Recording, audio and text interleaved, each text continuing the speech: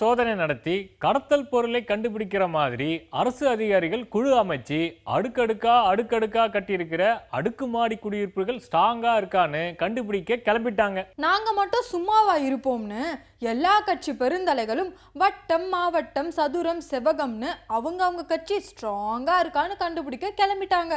ஊர் உலகத்துல நடந்த அத்தனை விஷயத்தையும் கண்டுபிடிச்சு நாங்களும் செய்தி சொல்ல வந்து சேர்ந்துட்டோம். அப்புறம் என்ன, ஆட்டம் பாட்டம் கொண்டாட்டத்தோட கலகலப்பா வந்திருக்கிற நம்ம பெப்பர் தோசையை கண்டுகளிங்க.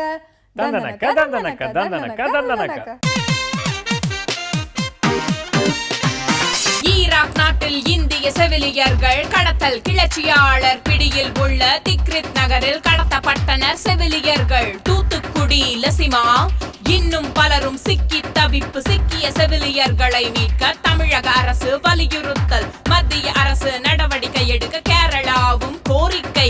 முதல்வர் உம்மன் சாண்டி வெளியுறவு அமைச்சர் சுஷ்மாவிடம் நேரில் சந்தித்து வலியுறுத்தல். செவிலியரை காக்கவே இடப்பெயர்ச்சி, உடனே மீட்க நடவடிக்கை. வெளியுறவுத்துறை தகவல்.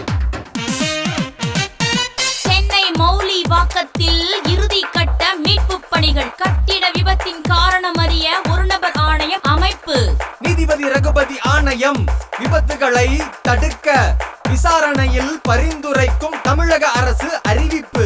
நடந்த விபத்தின் எதிரொலியால் அடுக்குமாடி கட்டிட உறுதித்தன்மையை சோதிக்க CMDA ஆய்வு.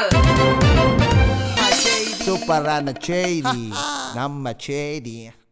அத்தியாவசிய பொருட்களான வெங்காயம், உருளைக்கிழங்குகள் விலையை குறைக்க உணவுத்துறை ஆணையம் உடனே நடவடிக்கை எடுக்க வேண்டும் என மத்திய உள்துறை அமைச்சர் ராஜ்நாத் சிங் வலியுறுத்தியதாக ஒரே வீட்டுக்குள் உத்தரவு போடுகிறார் நமது நாட்டாமைக்கார செய்தியாளர். நாகர்கோவில் திருநெல்வேலி ரயில் பாதையை திருவனந்தபுரம் கோட்டத்தில் இருந்து மதுரை கோட்டத்துக்கு மாற்ற வேண்டும் என்று திமுக MP கனிமொழி மத்திய அமைச்சர் சதானந்த கவுடாவிடம் கோரிக்கை மனு கொடுத்துள்ளதாக ஸ்டேஷன் மாறி இறங்கி வருகிறார் நமது விழிப்பான செய்தியாளர்.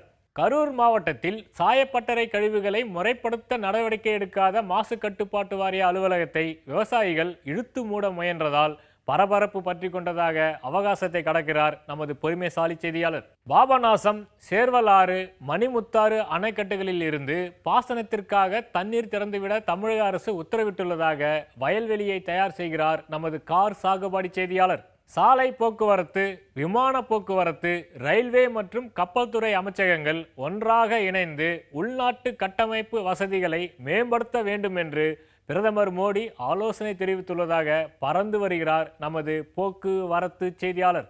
ஈராக் போரில் கிளர்ச்சியாளர்களின் பிடியில் இருந்த திக்ரித் நகரில் தூத்துக்குடி ரிஜிமா உள்ளிட்ட இந்திய செவிலியர்கள் 46 பேர் துப்பாக்கி முனையில் பேருந்து மூலம் கடத்தப்பட்டுள்ளதாக அதிர்ச்சி தெரிவிக்கிறார் நமது பன்னாட்டு செய்தியாளர். பிரதமர் மோடி நண்பர் அமித்ஷாவுக்கு Z+ பாதுகாப்பு எதற்கு என்று காங்கிரஸ் கமிட்டி கேள்வி மேல் கேள்வி கேட்க அமித்ஷாவுக்கு சிறைச்சாலை தான் பாதுகாப்பு என்று ஆம் ஆத்மியின் பிரசாந்த் பூஷன் கண்டுபிடித்து கூறியதாக டெல்லி கூத்துகளை அவிழ்த்து விடுகிறார் நமது கலகலப்பான செய்தியாளர் என்று கூறிக்கொண்டு நாங்களும் அடுத்த செய்திக்கு தாவுகிறோம்.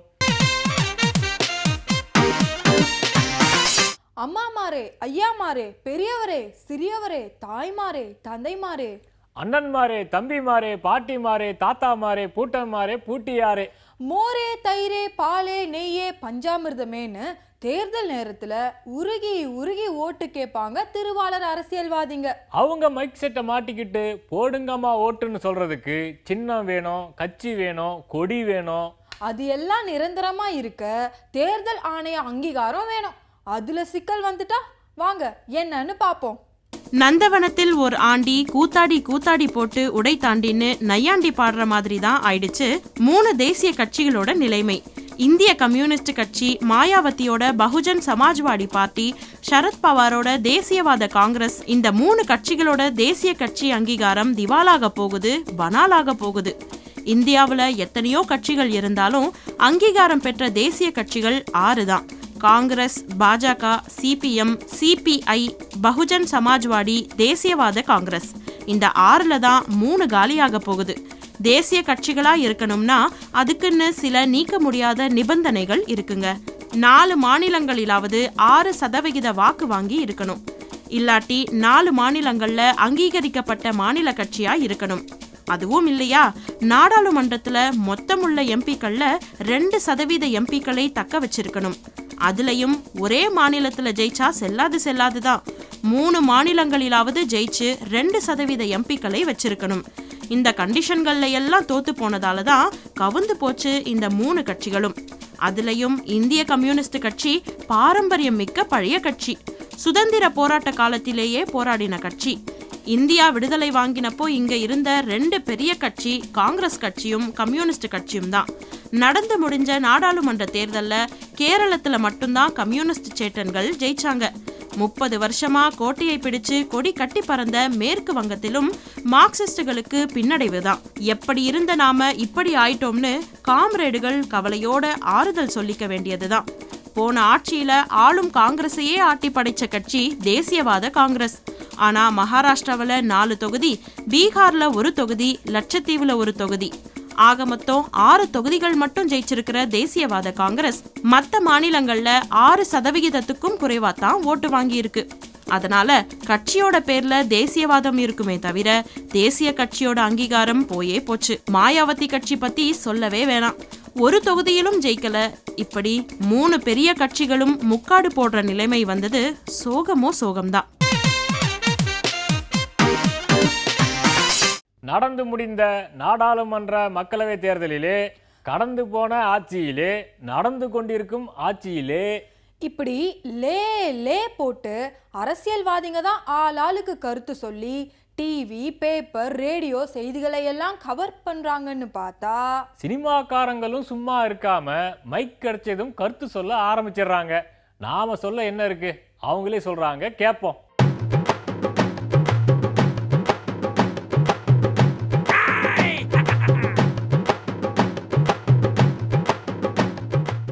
பலூன் பலூன் பலூன் எல்லாரும் என்கிட்ட வந்து தமிழ்நாட்டில் ஏங்க அம்மா மருந்தகம், அம்மா குடிநீர், அம்மா உணவகம், இப்படி என்னென்னமோ வந்துட்டு இருக்கு, இதை பத்தி உங்களோட கருத்து என்னன்னு கேட்குறாங்க.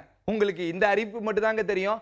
இந்த வரிசையில புதுசா ஒரு கடை வேற வரப்போகுது, அதை பத்தி அறிக்கையை விட்டுட்டாங்க, அறிவிப்பு பண்ணிட்டாங்க. என்னன்னு கேட்குறீங்களா? அதாங்க புதுசா அம்மா வெற்றிலை பாக்கு நிலையம்னு ஒன்று ஓப்பன் பண்ண போறாங்களாம். அதையும் தமிழ்நாட்டில் 100 இடத்துல ஓப்பன் பண்ண போறாங்களாங்க. அது மட்டும் கிடையாதுங்க, இதெல்லாம் வந்து அமைச்சர்களே முன்னாடி நின்று ஓபன் பண்ண வைக்க போறாங்களாம். எப்படி இருக்கு பாருங்க. பலூனா இப்படி நான் சொல்லிங்க கலைஞர் கருணாநிதி மது கடைகளை மூடணும் அப்படின்னு தொடர்ந்து குரல் கொடுக்குற அரசியல் கட்சி தலைவர்கள்லாம் அவங்க கட்சி தொண்டர்களை குடிக்க வேண்டாம்னு சொல்ல வேண்டியதானுங்க. இப்போ அதிமுகவிலும் சரி திமுகவிலும் சரி அவங்ககிட்ட 1 கோடிக்கு மேலே தொண்டர்கள் இருக்காங்கன்னு சொல்கிறாங்க. அது மட்டும் இல்லாமல் மதுவுக்கு எதிராக தொடர்ந்து குரல் கொடுக்குற ராமதாஸ் அவர் கட்சியில் பார்த்தீங்கன்னா 75 லட்சம் தொண்டர்கள் இருக்கிறதா சொல்கிறாரு. இப்போ தலைவர்கள்லாம் சேர்ந்து தொண்டர்களை கூப்பிட்டு இங்கே வாரப்பா உனிமேல் யாருமே குடிக்கக்கூடாது ஆமாம் அப்படின்னு சொல்லிட்டாலே மதுவே சுத்தமாக இல்லாமல் போயிருமில்லங்க. அப்புறம் அரசாங்கம் மதுக்கடைகளை மூடித்தான் ஆகணும். ஆனால் இவங்கெல்லாம் அப்படி சொல்லுவாங்களா அப்படிங்கிறதா என்னோட கேள்வி. ஆமாம், இப்படி இவங்க சொன்னாலே போதும் மது இல்லாமல் போயிருன்னு சொன்னது நான் இல்லைங்க, கம்யூனிஸ்ட் கட்சியோட Pandian. Balloon balloon balloon Lingaa படத்துல வந்து பஞ்ச் டயலாக் இல்ல, அதுவும் ரஜினி சாருக்கு பஞ்ச் டயலாக்ல நிறைய வதந்திலாம் வந்துட்டு இருக்குங்க. அது கண்டிப்பா ஒரு அபட்டமான பொய். ரஜினி சார் படத்துல எப்படிங்க பஞ்ச் டயலாக் எல்லாம் இருக்கும்? கண்டிப்பா இந்த படத்துலயும் அவருக்கு சூப்பரான பஞ்ச் டயலாக் இருக்கு. என்ன ஒரு டிஃபரன்ஸ்னு கேட்டீங்கன்னா, மற்ற படத்துல வர மாதிரி பஞ்ச் டயலாக் பேசிக்கிட்டே இருக்க மாட்டாரு, அவர் பேசுவாரு, ஆனா அது அப்பப்ப வந்து சூப்பரா கலக்கிட்டு போயிடும். அது மட்டும் இல்லைங்க, ரஜினி சார் சாதாரணமா பேசினாவே அது சூப்பரான பஞ்ச் டயலாக் தான். பலூன் பலூன் பலூன் அப்படி சொன்னது நான் இல்லைங்க, இயக்குனர் KS ரவிக்குமார்.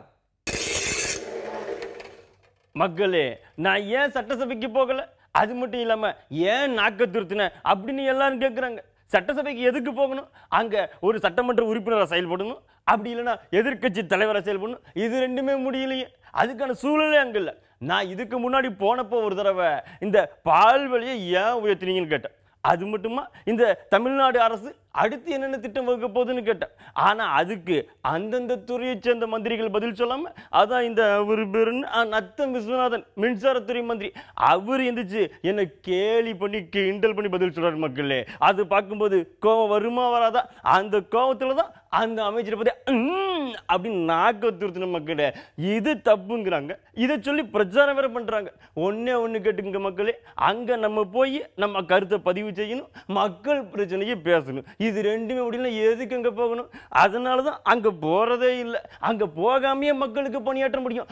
அதைத்தான் நான் செஞ்சுட்டு இருக்கேன். மக்களே, அண்ணாச்சி ஏன் நாக்க கடிச்சதுக்கு காரணம் சொன்னது நான் இல்லைங்க, தேமுதிக தலைவர் விஜயகாந்த் இருக்காங்களா, ஏன் அவங்க தான். பலான் பலான் பலான். இந்த திமுக தலைவர் கருணாநிதி என்ன சொல்றாருன்னா, திமுக அழிக்க நிறைய முயற்சி பண்றாங்கன்னு சொல்றாரு. திமுகவை யாராலையும் அழிக்க முடியாதுன்னு சொல்லிட்டு இருக்காரு கண்ணு. இன்னொன்னு தெரிஞ்சுக்கோங்க, திமுகவை யாரும் அழிக்க எந்த முயற்சி எடுக்கல. ஏன்னு கேக்குறீங்களா? மக்கள் எல்லாம் சேர்ந்து ஏற்கனவே திமுக ஒதுக்கி வச்சிட்டாங்க. அப்புறம் எதுக்கு முயற்சி பண்ணணும்? என்ன சொல்றீங்க? உர்ரா சண்முகம் போட்டோம்.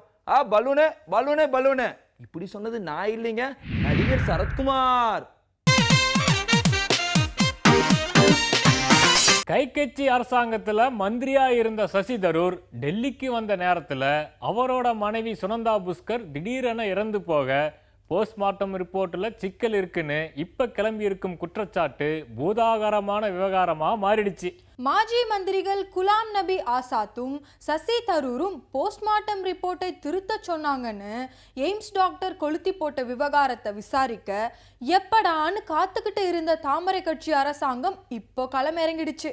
அதாங்க இன்றைய கருத்து படம் கார்ட்டூன்.